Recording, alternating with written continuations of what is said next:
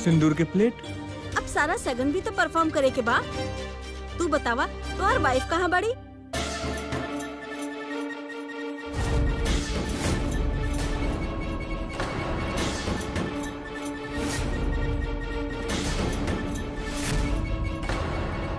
दीदी ई के बाड़ी और बहुरानी कहाँ बाड़ी? बहुरानी हमें बानी जी। चल अब रखा प्लीज, जरूरी बात।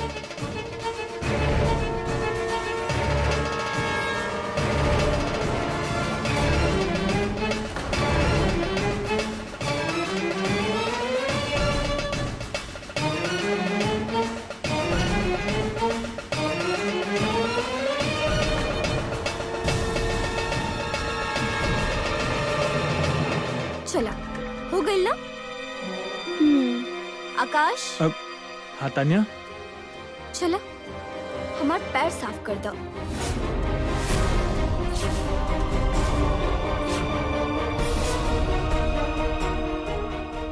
हाँ हाँ कर तानी। तू अब एकर पर साफ भी करबा? नौकर बा तू एकर? हम का बानी ई तो हमरा के ना पता, पर आज हमरा की जरूर पता लग गए कि हम पहला वाला आकाश ना रहनी। ब्याह जे हो गई हमरा पता बतानिया तो हमार पूरा इज्जत करत तानी। तू जो भी कर रहल बानी घर वालन से बदला लेवे खातिर कर रहल बानी।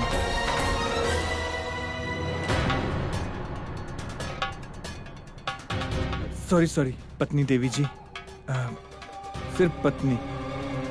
अब ठीक बा? चला चलिए अब। एक मिनट आकाश, अब का हो गई? कल हमने के रिसेप्शन बाना। हाँ हाँ तुम्हारा ही बा। और हमार पहला रसोई भी। हाँ हाँ वो तुम्हारो ही बा।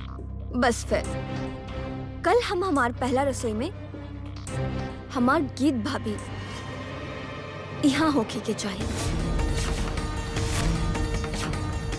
तान्या, ये कुछ ज्यादा ही हो रहल बा।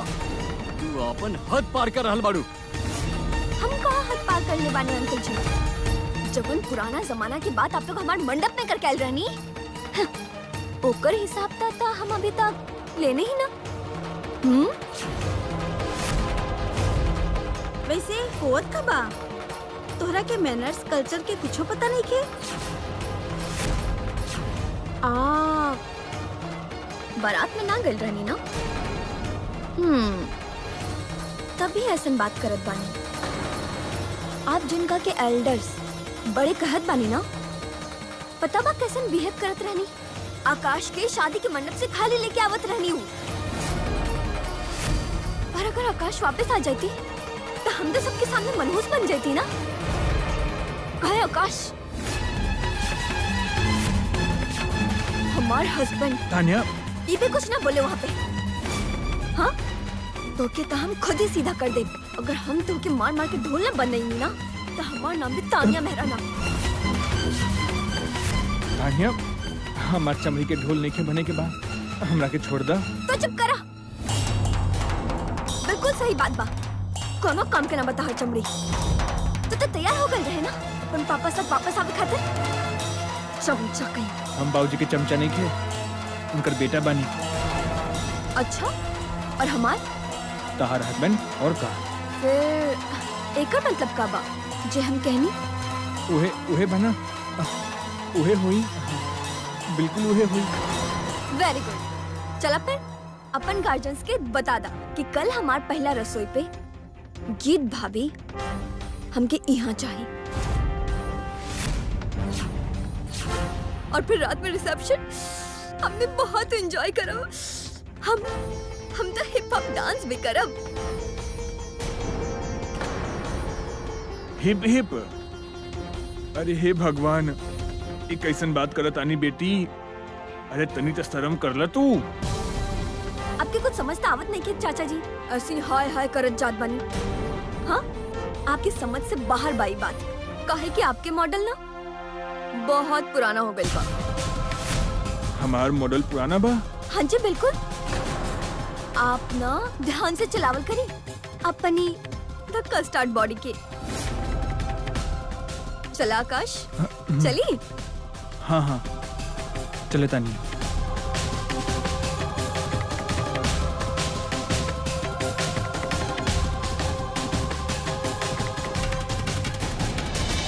निम्रत दीदी, तोहरा के सारा दुनिया में इहे बहुत सर्च कैलू हा। ई केकर अगर लेके आ गेलू तू हमनी के फैमिली में। अब हमनी फैमिली की का हुई? कुछ भी ना हुई। ई अबई हमरा के जानत नहीं खी।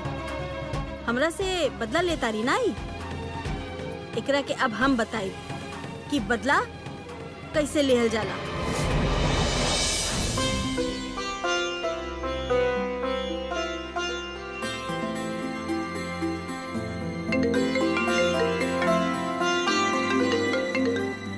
हेलो हेलो मल्हार, हम निम्रत बोलतानी। निम्रत।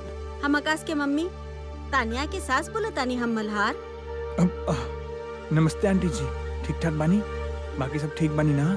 एजा तो कुछ भी ठीक नहीं खे मल्हार, सब कुछ खराब बा एजा ता। पर काहे आंटी जी, कोनो बात भइल? तू हमार गीत से बात करवा सकेला? पर आंटी जी बात का भइल बा? आप हमरा कुछ बताई तो सही। मल्हार प्लीज तू हमार गीत से बात करवा, हम ओकरा के बताई सब कुछ। ठीक बा जी। गीत तहर फोन बा। केकर फोन बा? बात तो करा। हेलो गीत ई सिखा के भेजलू हा तू ओकरा के? केकरा की सिखेले बानी हम? तानिया के सब कुछ तुहे सिखलू है ना?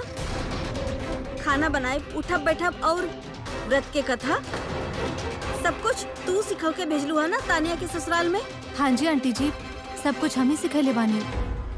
अगर सिखा के भेजलू हा तो एजा आके तमाशा काहे करत तारी? तमाशा? कौन सा तमाशा? तोहरा के पता बा उ एजा कैसन आइल बाड़ी? ऑटो में आइल बाड़ी उ। निम्रत, हमरा के दब फोन। हाँ गीत, ऊ और आकाश हमनी के साथ घर कार में नहीं आइल बानी। ऊ आकाश के अपना साथ लेके ऑटो में आइल बानी। मल्हार साहब जी, पता बा क्या करल बाड़ी? तान्या और आकाश ऑटो से गए हैं, गाड़ी से नहीं गए। हैं? तान्या और आकाश ऑटो में गइल बानी।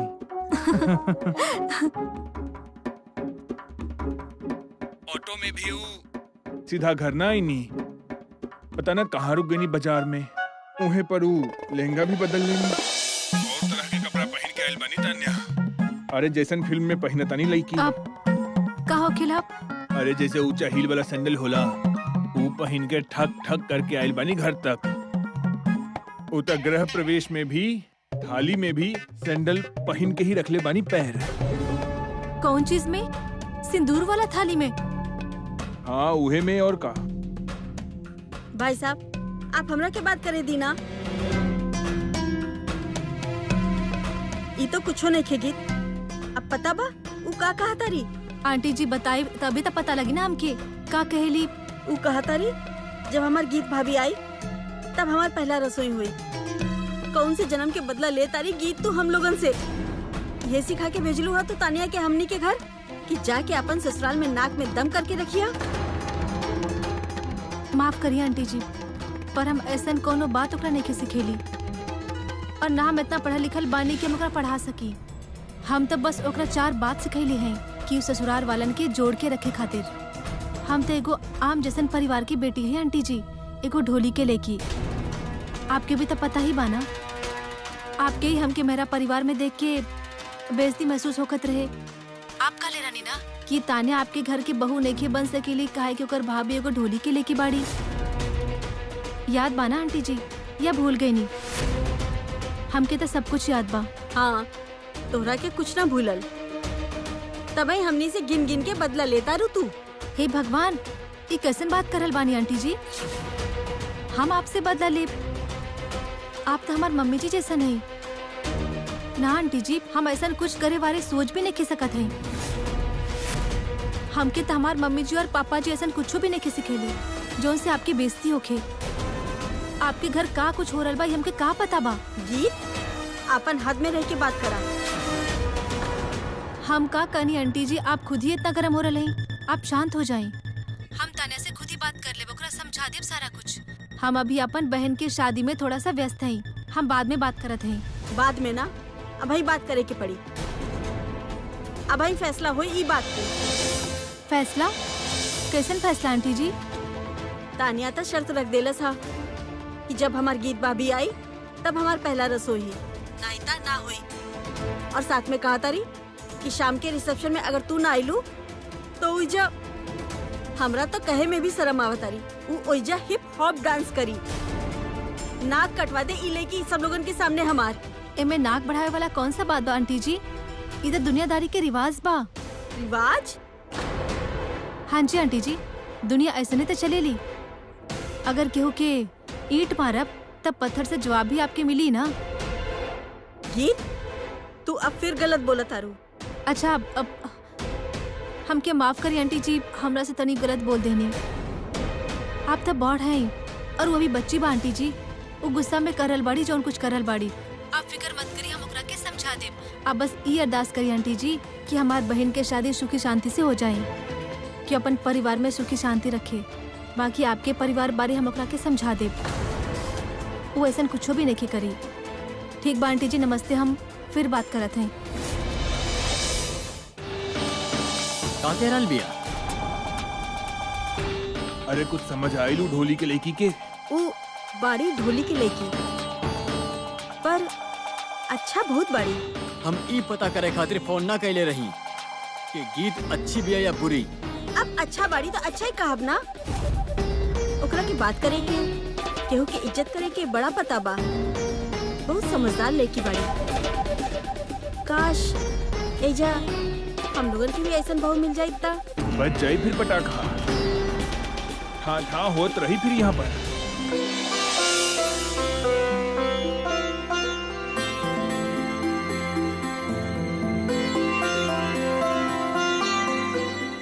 वाओ,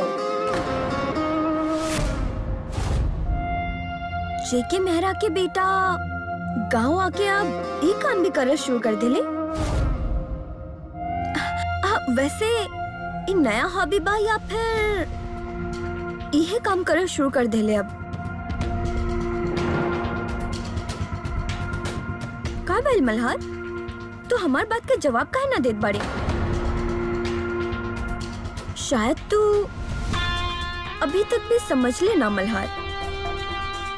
ये देखा, धीरे धीरे तू सारा कुछ गवा रहल बारे मल्हार।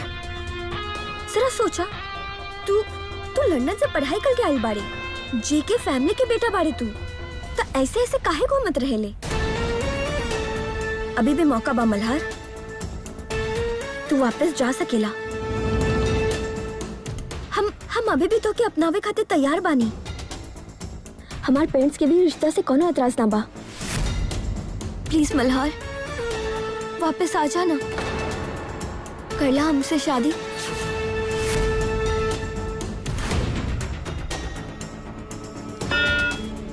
सिमोन, हमरा के डिस्टर्ब मत करा। कल हमार साली के बियाह बा, तो ओकरे बियाह खातिर हम मंडप बना रहल बानी। तोरा जो भी बात करे के बाना, कौनो और टाइम आई हा। तो हमके इग्नोर करत बारे मल्हार? और हमरा का करे के चाहिए तहार जैसन अपराधी के साथ? का अपराध कैले बानी हम? प्यार करल अपराध बात, हाँ हम अपराधी बानी। हमके प्यार बात तो से मल्हार। देखा, बात घुमावे के कोशिश मत करा। हमरा सब पता बा। उ जे पार्टी में गीत के ऊपर झूमर गिरल रहे, उतार कोशिश रहे ओकरा मारे के। सही कहनी ना हम?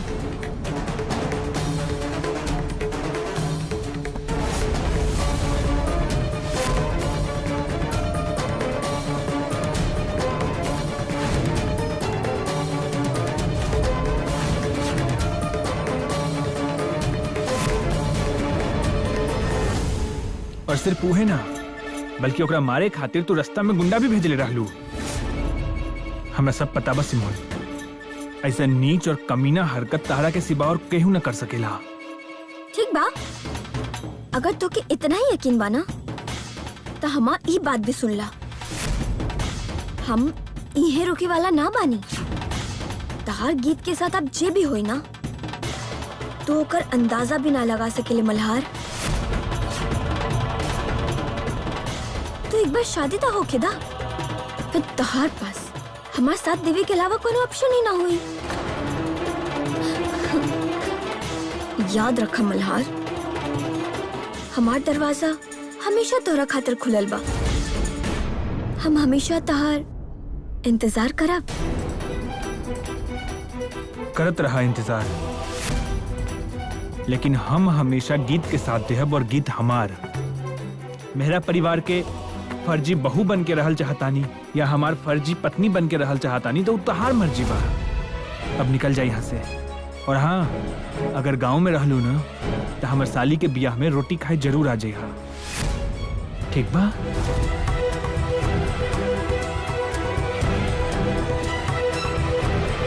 हम आए भी ना ये तब पता ना, पर कल जैसे ही गीत पूजा खातिर पानी लेवे जाई ना तो ओकर साथ वहाँ का हुई ई तब तो सोच भी ना सकेले मल्हार।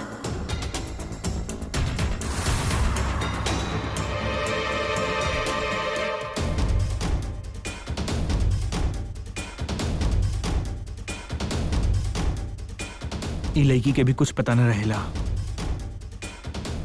अभी भी पता न का चल रहा हो एकर दिमाग में। पता न आप का करिए, पर ना अब जे कुछ भी गलत कहनी ना तेकर जरूर हवालात में जाए के ही पड़ी। आकाश, आकाश, आकाश। हाँ जी भाभी बोली, पहले तो बतावा तहार आज के मेन्यू का बा। मेन्यू का मतलब बा तोहार? अंकल जी, नई बहू घर में आई बाड़ी अंकल जी, ओकरा के कुछ खाए के ना देब। हाँ हाँ, हमने पक्का ईट करब ना। हंगरी थोड़े रखब अपन नई बहू रानी के, है ना? बस पे हम भी तो उहे पूछत बानी मौसी जी कि आज डिनर में का बनत बा। वैसे हम बता देता नहीं कि आज हमार कौनटी खाए के मूड बा। वो का होखेला बिटिया? ओह सॉरी अंकल जी, कौनटी मतलब कॉन्टिनेंटल फूड। भाई होममेड फूड काहे नहीं के खाए के बा बहू रानी के? बस मूड ना बा हमार। आकाश, आकाश। हाँ जी बाबूजी। बाबूजी के बच्चे तुहार नई दुल्हन कहेली कि वो आज रात कॉन्टिनेंटल में खाना खाई और घर में मेनू कार्ड चाहिए करा के। ये कैसन ड्रामा बा? ड्रामा ड्रामा तो यहाँ हो रहल बा। इतना बड़ा नाम बा आपके, बजाज फैमिली। आकाश की शादी तोड़ी के बात करत रहनी आप, सिर्फ यही वजह से कि हमार घर के बहू एगो मामले से ढोली के लेके बाड़ी। बस इतना सब बात पे आप लोग ब्याह के मंडप से बारात खाली लेके आवे की बात करे लगनी। हम सोचनी कि कितना शाही जिंदगी जीवत होगी। हम किताब पता लगल, आप किताब ने बत्ती गुलबा। अब तो हमने के बेइज्जती करत आरू। बहू रानी, ये कैसन टॉक करत आरू तू? जो तो हर दिल में थॉट आवता तू उहे परफॉर्म करत आरू। पहले तू ऑटो में ट्रेवल करके आईलू, बाहरे उतर गईलू, तो फिर तू घर वॉक करके आईलू। सारा नेबर वाले लोग तोहरा के वॉक करके आवत भय सी कैले हुई हैं। कुछ अंडरस्टैंड करे की कोशिश तो करो। ये का करत आरू तू? हम सीधा सीधा कह देते हैं, जौन तू कर रहल बाड़ू ना ओकरा बदतमीजी कहले। आकाश, समझाला अपन नई दुल्हन के। एक मिनट आकाश, तो क्या हमके जे समझाए के बाद ना बाद में समझाइए। पहले हमके अंकल जी से बात करे दा। हाँ जी अंकल जी, आप हमके बदतमीज कहत रहनी, बुरा सलूक करत बानी हम आपके साथे। अब आप ही हमके बताई, अच्छा सलूक केकरा के कहल जाला? आप कभी सोच ले बानी अगर कोनो लड़की शादी के मंडप में बैठल होखी और लड़कन वाले बारात वापस लेके जावे के बात करी, ओकर दिल पे का बीती? एकरा के अच्छा सलूक कहल जाला? बोली तो सही, का गलती रहे हमार? का गलती रहे हमार जे आप बारात वापस लेके जावे की बात कहनी? सिर्फ यही बात ना कि हमार भाभी एगो ढोली के लेके बाड़ी हमार मल्हार ब्रो एगो ढोली के लड़की से शादी कैले, बस इतना सा बात। अब आप बताएं, आप कवन महाराजा के खानदान से बानी? हमके भी तब पता चले कवन शाही खानदान के बहू बनल बानी हम। तान्या, तनी तो सोच के बोला। तान्या,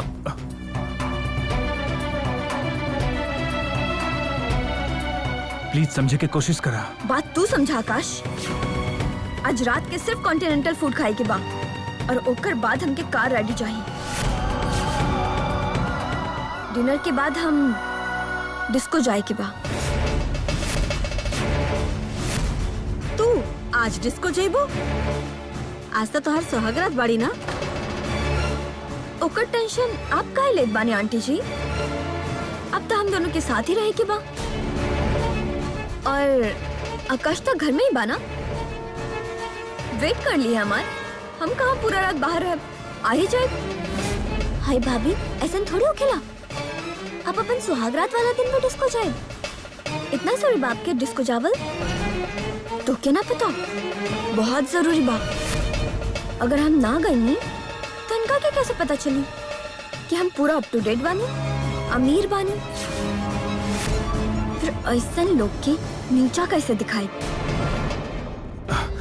तान्या, याद करा, एक समय वो भी रहत रहे जब तहा के बाकी के नीचा दिखावे में मजा आवत रहे। तरह के याद बा तो कितना परेशान कैले रहनी बेस्टी के। तू तो चाकू से होकर ढोल भी फाड़ देले रहलू।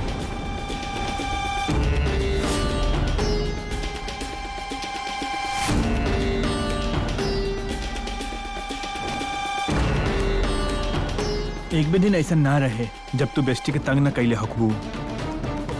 तारा बस चले तब तू का धक्का मार के घर से बाहर कर दे। तू बोला ना कैले रहलू ऐसा? हाँ कैले रहनी। और फिर हमके ये भी पता लग गई कि हम गलत बानी और हम अपन गलती के सुधार ले भी बानी आकाश। कहे कि हम समझ गए रहनी कि गीत भाभी जैसन बहू कोनो भी खानदान के मान हो खेली, और हमार गीत भाभी मेहरा हाउस के मान बाड़ी। और जे भी हमने के मेहरा हाउस के नीचा दिखावे की कोशिश करी ना, सजा तो उनका भुगते के पड़ी ना। चलो छोड़ो ये सब बात के, हम आप सबके दोबारा बता देता नहीं कि आज रात के डिनर में हमके कॉन्टिनेंटल फूड ही चाहिए, और ओकर बाद हम पार्टी में जाए, डिस्को में। रुको तान्या, हम अभी मेरा साथ से बात करत हैं, बात करके जइहा।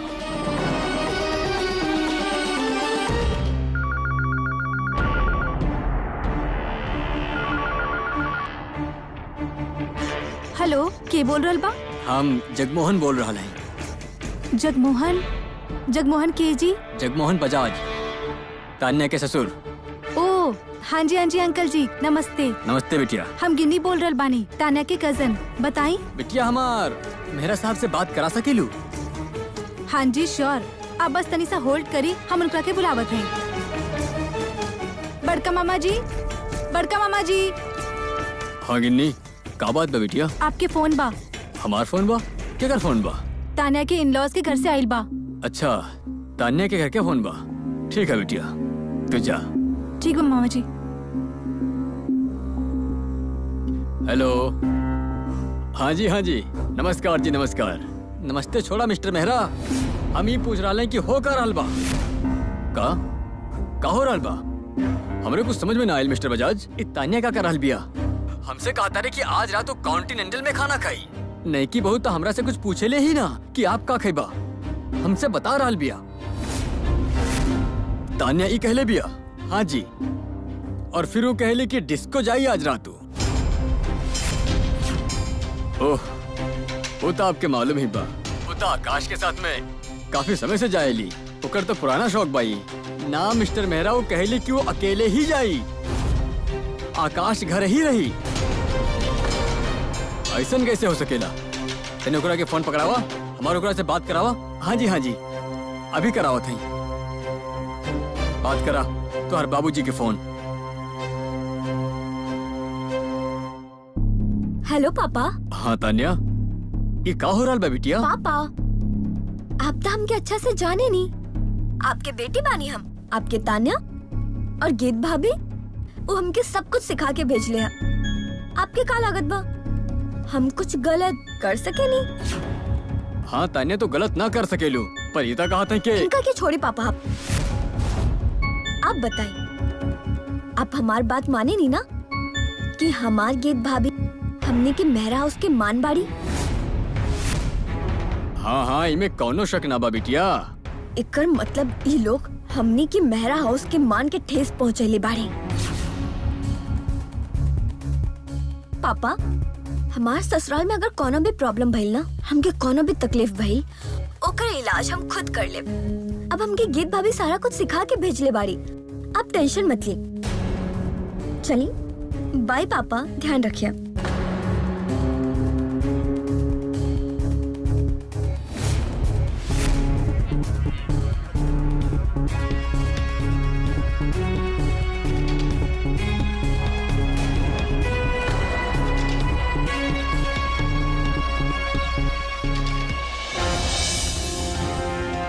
तान्या ना पक्का अपन ससुराल में जाके ना अपन सारा बुरा हरकत शुरू कर देले हुई। और उ करी भी का? ओकरा कौन सा अकल भी बा कि एकरा साथ कैसन बात करे के चाहिए? ना तो ओकरा केहू की परवाह बा, ना हो केहू के सुनेली। पक्का उ ना सब लोगन के नाक में दम कर देले हुई। ना गिन्नी, वो केहू के नाक में दम ना कैले बिया, वो तो लोगन के सबक सिखा रहल बिया। ऐसन सबक जौन उ सबके सिखावे के जरूरी बा।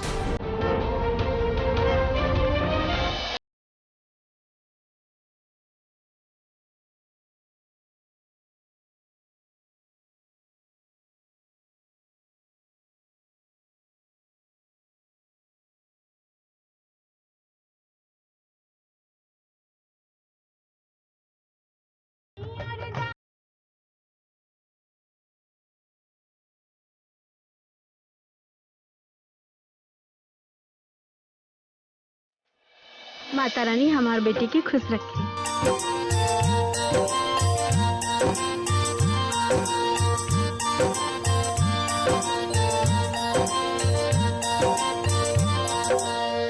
चली ई रस्म तो हो गइल बा, अब बारी बा घड़ा घड़ोली के।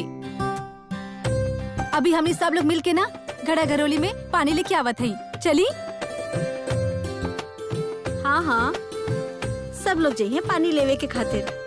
उहे घड़े के पानी से नहा के पिंकी के तैयार होए के बस सवेरे।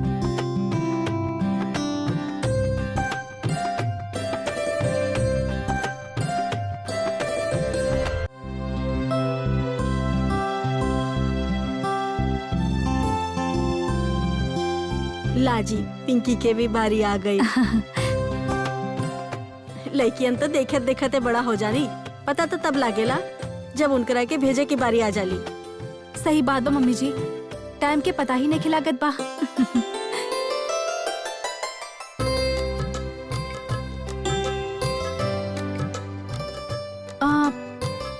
मम्मी जी, एली घड़ा और पानी भर के लिए आई तालाब से।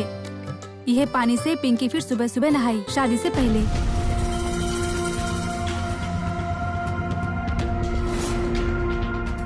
पिंकी के शादी के खातिर घड़ा भरे की रस्म तो तू है करबू। सारा शादी तो तू अपने हाथ से करता रू। चला जा आगे। चलो ठीक बा, हम लावत हई। हमें नहीं।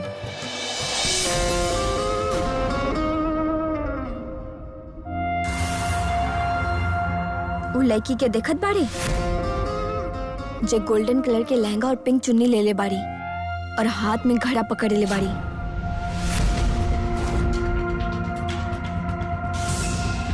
आज जो लड़की कोना भी हाल में जिंदा वापस ना जावे के चाहिए। आप टेंशन ना ली, जैसे आप कहानी वैसे नहीं हुई।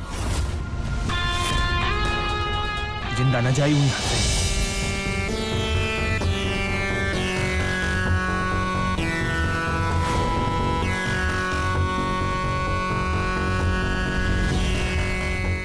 तार बहन के शादी बाना गीत।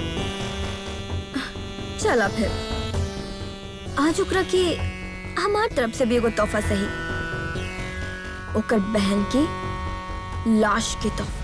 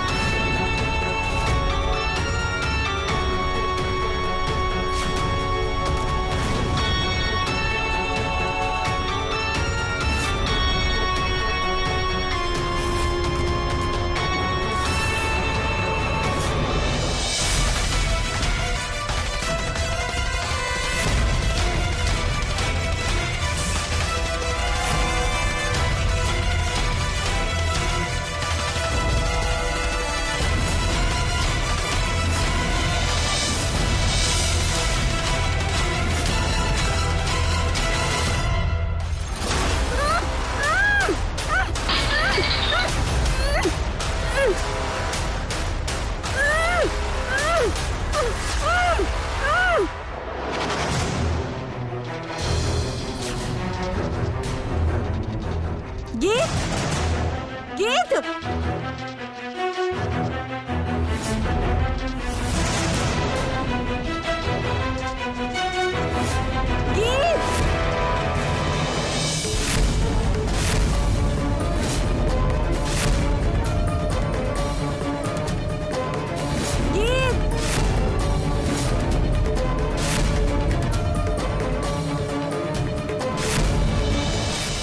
जीजा जी।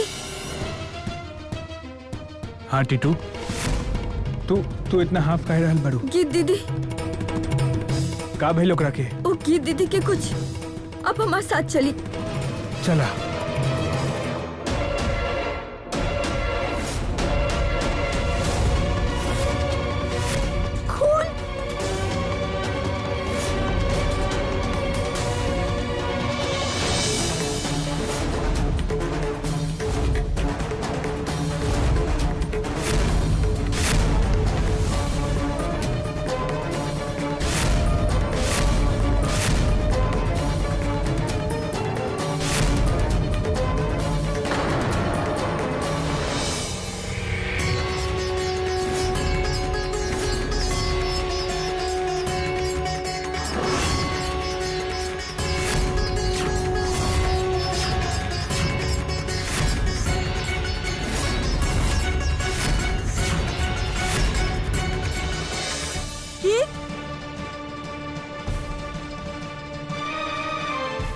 चल गई रहलू, ठीक बाड़ू ना?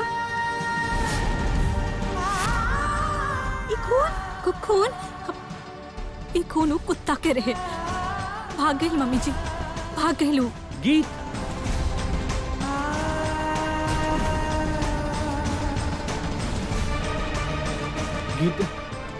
तू ठीक तो बड़ू?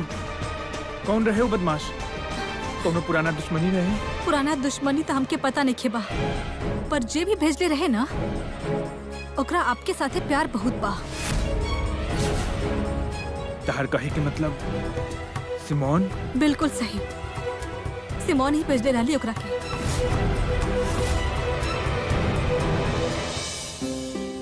जसलीन जी, रूबी, कम्बो, कहाँ हो तू सब लोग? बड़का मामा जी, वो आप बड़का मामी की बुलावत रहले ना, वो एक्चुअली पूजा घर में है। ओ हाँ, हम तय भूल गए रहनी। गीत तय घर में बाड़ी ही ना, ये खाते तो हर मामी के सिर पे मेहरा परिवार के बोझ आ गई बा। चला कोनो बात नहीं कि हम जाके उनकरा से बात कर ले, लेकिन तू अभी तक तैयार ना भइल जाए कि ना? क्योंकि पता नहीं कि कितना देर हो गई बा। तैयार हो जाए, पर हमने के जाए के कहा मामा जी? कहाँ जाए के बा? क्योंकि आज तक ये भी ना मालूम बा हमके क्या करने उताइल बा। अच्छा, आप तान्या के रिसेप्शन पार्टी की बात कर रहे हैं? ओह, तान्या के रिसेप्शन पार्टी में भी जाए के हा। ओकरा से पहले गीत के गांव में भी जाके पड़ी ना। आप वो सुरजीत ढोली के घर भी जाए का मामा जी? ना गिन्नी, ऐसे ना कहल जाला। उनका के अंकल जी कह के बुलावल करा। वो मेहरा परिवार के बहू के बाबूजी बाड़े, और मेहरा परिवार के साथ में उनका एक खास रिश्तेदारी भी बा। इज्जत से नाम लिहल कर उनका के। आई एम सॉरी बड़का मामा जी, पर आप गुस्सा मत करी। पर हम सुरजीत ढोली के कबो भी सुरजीत अंकल नहीं कहा। मुंह बंद करा गिन्नी। अब तोहर इतना हिम्मत हो गई बा कि तू हमरा सामने मुंह खोलबू? हमके देख के ना हैरानगी हो रहा बा। अब हम आपके का बताएं बड़का मामा जी, हमके तो खुद ही हैरानी हो रहल बा मेरा परिवार के लोगन की पसंद देख के। पता ना का हो गइल बा सब लोगन के। काहे का हो गेलू सबके? सब लोगन के पसंद तबा तू हमरा बारे में कुछ ना कहे के चाहेलू। नाना बड़का मामा जी, सिर्फ आपके ही बात नहीं खेबा, पर आप खुद भी सोची ना ये बात। आकाश के फैमिली बारात के वापस काहे ले जावे की चाहत रहले, बस यही वजह से ना कि गीत ही घर में रहली। ये तो उनकर अहंकार रहे, कहत रहे कि बारात के वापस लेके जीता और वो लेके तना गेले ना। ये उनकर ऐसा न करने के रहे बड़का मामा जी, ये तो वो गीत की औकात रहे। पर आप सारा पता न काहे वो गीत के मेरा हाउस के बहू माने के और मान सम्मान दे रहल बानी। आज तो आप बहुत खुशी खुशी गलती कर रहे हैं, पर एक दिन देख ली आप सब लोगन की गलती के खामियाजा खुद भुगते के पड़ी। कहे के चाहेलू? साफ साफ बोला। साफ साफ कहा बताएं बड़का मामा जी, आप सब लोग हमरा से बड़ हैं। हमारे हिसाब के साथ था आप गीत के घर के बहू नहीं होके के चाहिए रहे, सिमोन के होके के चाहिए रहे, पर आप सिमोन के घर से बाहर निकाल के वो गीत के घर की बहू बना देले। और फिर आप बड़की मामी जी, छोटका मामा जी और अब तानिया भी होकर बाद में आगे बाड़ी। पता ना वो गीत धीरे धीरे करके का जादू चलावत बाड़ी घर में, पर आप भी अब देख ली एक ना एक दिन ओकरी जादू मेरा हाउस के इज्जत के मिट्टी में जरूर मिला दी और आपके बेइज्जती भी कराई। गीत की वजह से कौन भी नाक ना कटी मेरा परिवार के, बल्कि उकर वजह से मेरा परिवार के नाम ऊंचा हुई। हाय हमार संजय बिटुआ, बहुत सुंदर लग रहा बा तू। आओ तोरा के हल्दी लगा दी। शंकर ढोली, अरे लावा जरा हल्दी वाली कोली। इली सेठ जी लगा दी, एकरा के सारा इच्छा पूरा कर दिया आज। अब मुंह ना हटावा, आजा तोहर चांद जैसे मुंह और गोरा कर दे। तोहर तो पहले ही चांद जैसे मुखड़ा बा हमार प्यारा बिटुआ, और साथ हम बुजुर्गन के रिवाज थोड़े ना बदल सके नी। अरे हल्दी तो दूल्हा के ही लगेला ना।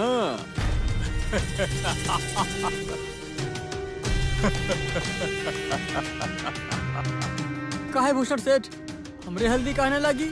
अरे मूर्ख बच्चा, अरे तू हल्दी कहाँ लगोई बा खुद के? हाँ तू तो इतना सुंदर बा, बिल्कुल गुगलू मुगलू सुगलू। लेकिन भूषण सेठ, शादी तो हमार बा ना? हाँ भाई, शादी तो तोहार ही हुई। अच्छा को बात बतावा, तोहार शादी के बाद अपन बीवी के कहाँ लेके जीबा? कहाँ लेके जीबा मतलब भैया तोहार बीवी के कौनो ससुराल तो होई ना, बतावा कहाँ लेके जीबा? वो तो हम आपके ही घर में लेके आए। ये बात तो बात संजय बिटुआ। यही कहानी घूम जाए। शंकर ढोले। हाँ जी सेठ जी, हुक्म करी, का चाहिए? हमार संजय बिटुआ खातिर ताजा ताजा बनल माई और बाबूजी तैयार हो गए है ना? हम कहनी सेठ जी ऐसन तैयार कैले बानी ना कि केहू कही न सकेला कि संजय के माई बाप नहीं खे। आप वो खातिर बेफिक्र हो जाए।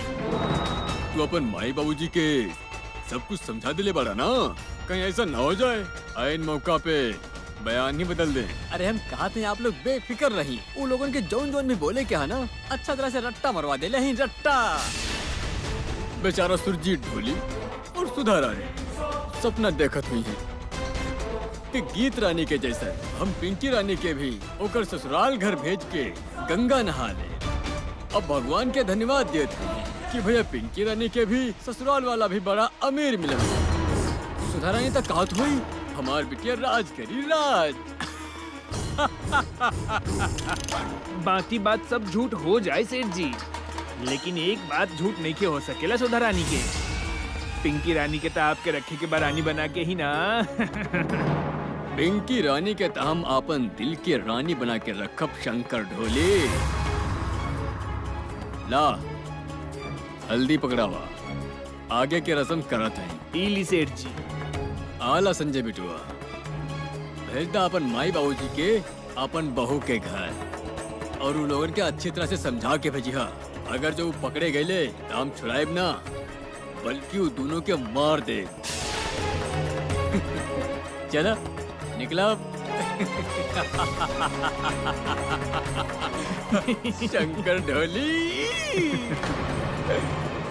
गीत ढोली, तू हमसे मंडप में कहले रही ना कि हमार मुंह काला करके हमके गधा पे बिठा के पूरा गांव में घुमेबू।